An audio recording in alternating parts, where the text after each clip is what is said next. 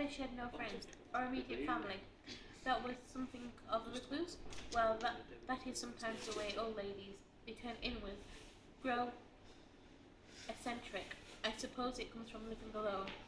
I dare say that it does, Mr. Kipps, Arthur Kipps. Samuel Daly. And when you live alone in such a place as that, it comes to a good deal easier. Come, I said, smiling. You're not going to start telling me strange tales of lonely houses. He gave me a straight look. No, he said. At that I am not.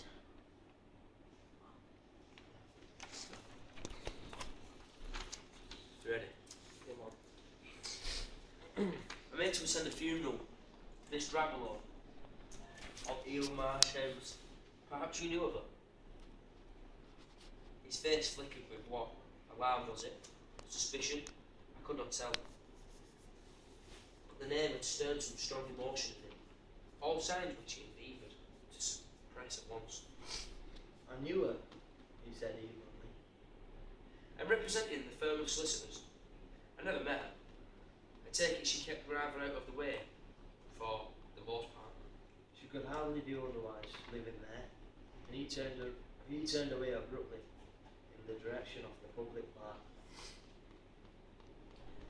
And yet he told me nothing at all, nothing personal, nothing revelatory, nothing very interesting.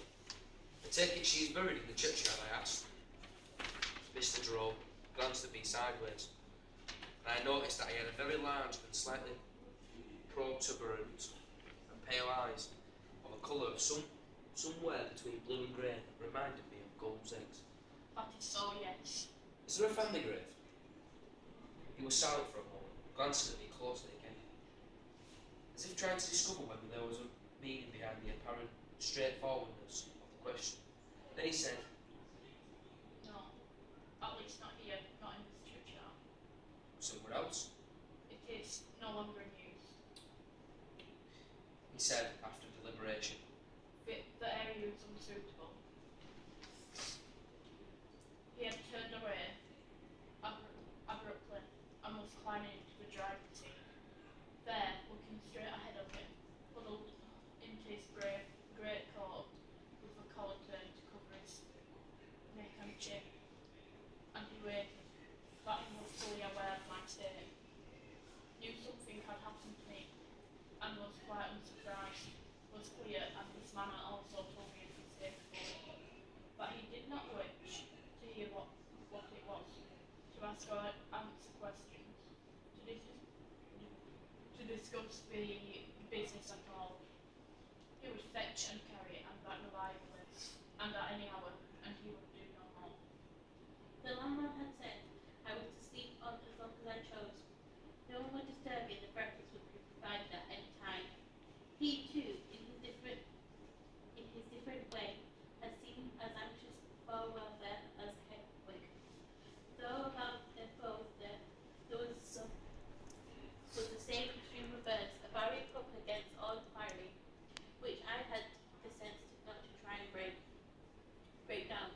Who could tell what they themselves had seen or heard, how much more they knew about the past and all manner of events, not to mention rumours and hearsay and superstition about those events. I could not guess.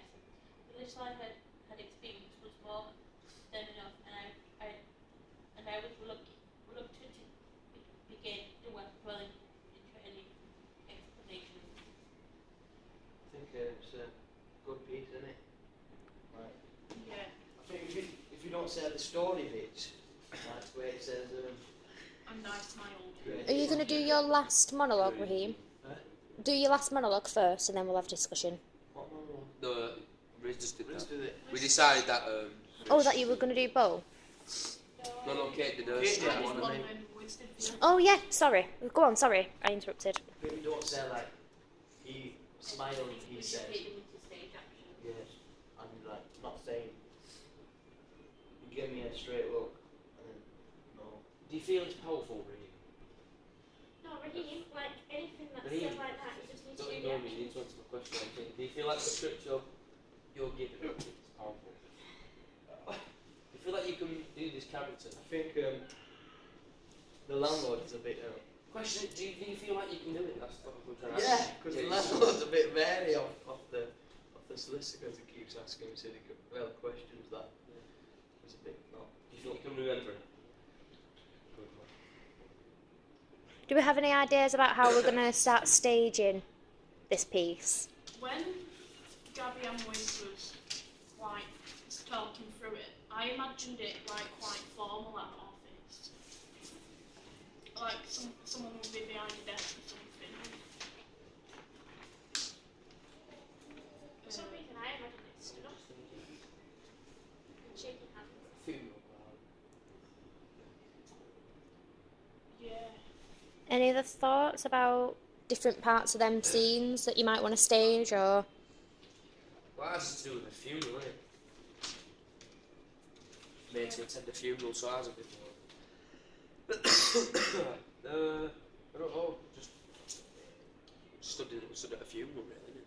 Just me and you talking. I'm telling you that I'm here to attend the funeral. I'm asking you if you know. Yeah, because you're the solicitor. Do you feel you can do the character, look? Yeah, With me for this. Yeah. Good. Okay, we're alright though, you know? how do you think we're going to stage the monologues at the end? Because we're, like I said, an option is to have people acting out what the person I think it's. say in the monologue. When I think it's better like if you just say the monologue because they'll understand what happened previously, and then I think they'll just understand it instead of just acting it out. Yeah, look a bit.